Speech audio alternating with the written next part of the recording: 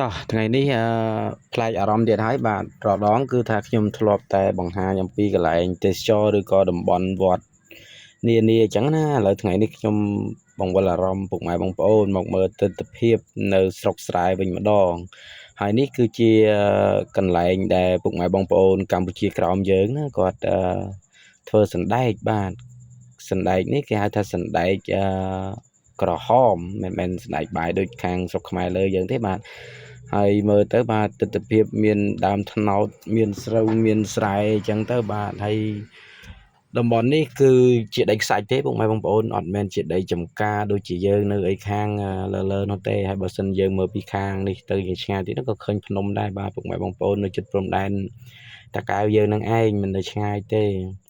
ហើយអញ្ចឹងបើសិនជាពុកម៉ែបងប្អូនស្រឡាញ់នឹងចូលចិត្តវីដេអូខ្ញុំដែលធ្លាប់ផុសពីមុនមកណាអញ្ចឹងសូមពុកម៉ែបងប្អូនឃើញហើយជួយចុចfollow ឬក៏ subscribe អ្នកមួយផងពីព្រោះថាខ្ញុំប្រឹងផលិតវីដេអូនេះដើម្បីចែកជូនពុកម៉ែបងប្អូនទស្សនាគ្រប់គ្នាហើយវីដេអូក្រោយៗទៀតខ្ញុំនឹង